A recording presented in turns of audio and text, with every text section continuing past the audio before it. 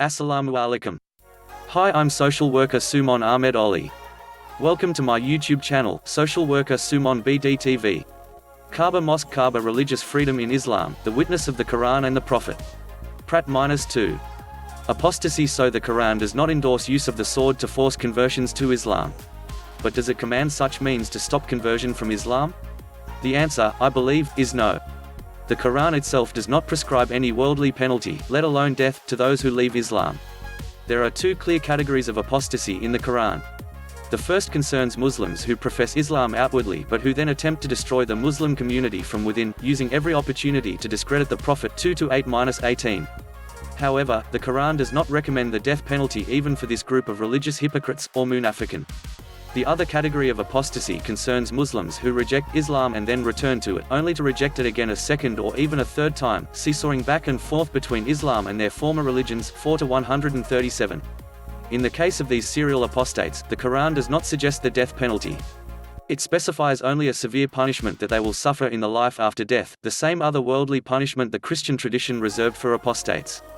In fact, in the first centuries of Islam after the Prophet's death, when the community was more threatened from outside forces, the laws prohibiting apostasy, blasphemy and heresy were used often against political and theological opponents. At other times, Muslim critics of Islam were allowed to remain and function within the Muslim community despite their controversial views. That is the Quranic teaching. What do the hadith, the collected traditions and sayings of the Prophet, say about religious liberty? Some appear to indicate that any Muslim who changes his or her religion should be killed. However, the hadith themselves offer no evidence to suggest that Prophet Muhammad himself ever imposed the death penalty for the mere act of conversion from Islam. For example, there is one hadith in Bukhari's collection, one of the most important collections of hadith for Sunni Muslims, that tells of a man who came to Medina and converted to Islam. Shortly after his arrival, however, he informed Prophet Muhammad that he wanted to return to his former religion. Far from punishing him with death, the Prophet let him go free, without imposing any penalty at all. Bukhari, Sahih, 9-92, Hadith 424. A contradiction, therefore, exists between certain sayings attributed to the Prophet and his actual conduct. Of course, there are instances when the Prophet did impose the death penalty. What are we to make of them? In these cases, the accused had joined an enemy camp, or taken up arms against the Muslim community, or done something else that made their act more than a simple conversion.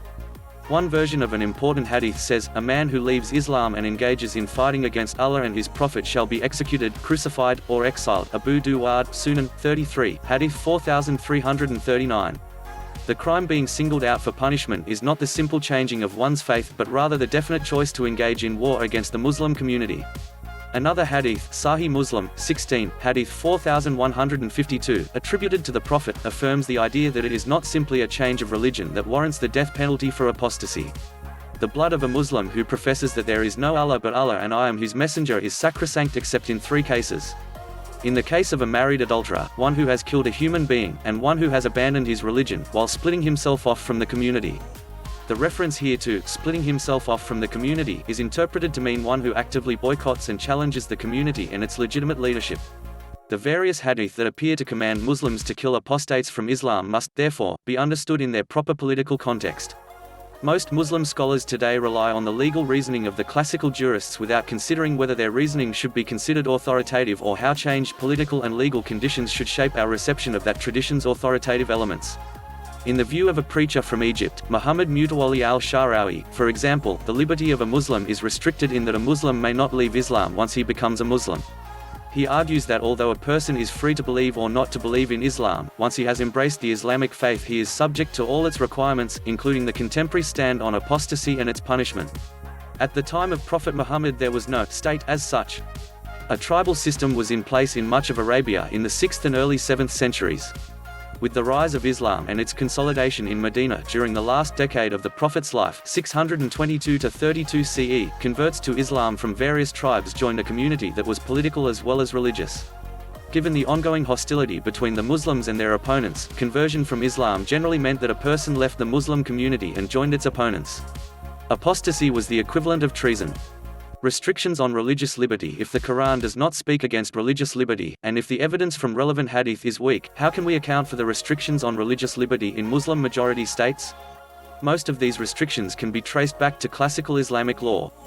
The classical legal texts from each of the surviving schools of Islamic law provide a range of restrictions on the religious liberty of both non-Muslims and Muslims. These are not inevitable developments of Islam's two most authoritative sources, the Qur'an and the Prophet's actual practice, but rather a contestable departure from them. About 100 years after the death of the Prophet, Muslim theologians and jurists during the Umayyad dynasty began to define Muslim and community. Discussions of relations between Muslims and non-Muslims and of Islam's superiority over other religions were intertwined with theological debates over matters such as free will, predestination and the nature of Allah. These debates produced a wide range of positions and schools of thought. It was within this context of religious pluralism and conflict that Muslims had to deal with the problem of religious liberty. Over time, limits on religious liberty for non-Muslims were added.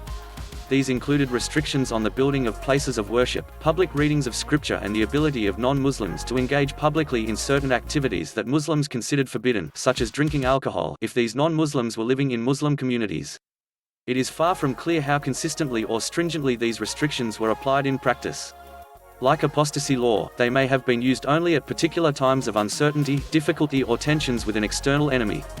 Although these restrictions have come to form an influential part of classical Islamic law, non-Muslims under Muslim rule generally have been granted the prerogative to manage their own affairs, including religious affairs, from the time of the Prophet Muhammad onward. This practice was adhered to in various Muslim empires, from the Umayyad through to the Abbasid and the Ottoman. One example is the millet system, established by the Ottoman Empire. One of the major challenges for the Ottomans was finding ways to govern the broad array of people, religions, cultures and languages contained within their empire. Under the millet system, the Ottomans gave people of various religious traditions the right to practice their own religion and preserve their places of worship, provided they recognized the Ottoman state and the superiority of Islam. With these arrangements in place, Ottoman society remained generally free of large-scale religious conflict for centuries. Even the Jews fleeing persecution in Spain found that they were welcome in Ottoman lands. This tolerance did not necessarily result in full equality or equal citizenship, which are, in any case, relatively modern concepts even in the West, but non-Muslims nonetheless rose to prominence in many Muslim states. Returning to the Islamic sources of authority today, there is some movement toward Muslim acceptance of religious liberty. In global legal terms, religious liberty receives its primary definition from Article 18 of the Universal Declaration of Human Rights, which has been incorporated into other international instruments such as the International Covenant on Civil and Political Rights (ICCPR) and the UN Declaration on the Elimination of All Forms of Intolerance and Discrimination based on religion or belief. Many Muslim-majority states have even signed and ratified the ICCPR, which contains the wording of Article 18 of the Universal Declaration, with some minor changes. The article reads, "Everyone has the right to freedom of thought, conscience and religion. This right includes freedom to change his religion or belief, and freedom, either alone or in community with others and in public or private, to manifest his religion or belief in teaching, practice, worship and observance." Though they may continue to flout these ideals, the many Muslim-majority countries that have accepted this statement have, in some minimal legal sense, already committed themselves to the ideal of religious liberty. Sadly, the implementation of this standard continues to be painfully slow because of certain trends within Islam. At a time when a number of ultra-conservative voices appear to be dominating the discourse in many parts of the Muslim world, Muslim scholars who advocate for religious liberty are fiercely opposed. They are often labeled as stooges of the West or accused of being apostates or heretics. Many such scholars in Muslim nations are imprisoned for their views or have their publications banned. My book Freedom of Religion and Apostasy in Islam was banned in the Maldives in 2008 after a targeted campaign against my co-author and brother, Hassan Saeed, by certain politicians and an ultra-conservative group. Despite current challenges, the degree of freedom available to many Muslims, particularly those who are based in intellectually free societies, many of which are in the West, can be used to challenge those who threaten religious liberty. Muslims, who now make up roughly 20% of the world's population, have a political and religious duty to take into account the important values and norms that have extensive grounding in Islam's most sacred texts and its own tradition. In doing so, Muslim thinkers will be returning to their most important sources of authority, the Quran and the Prophet, in support of tolerance and religious liberty.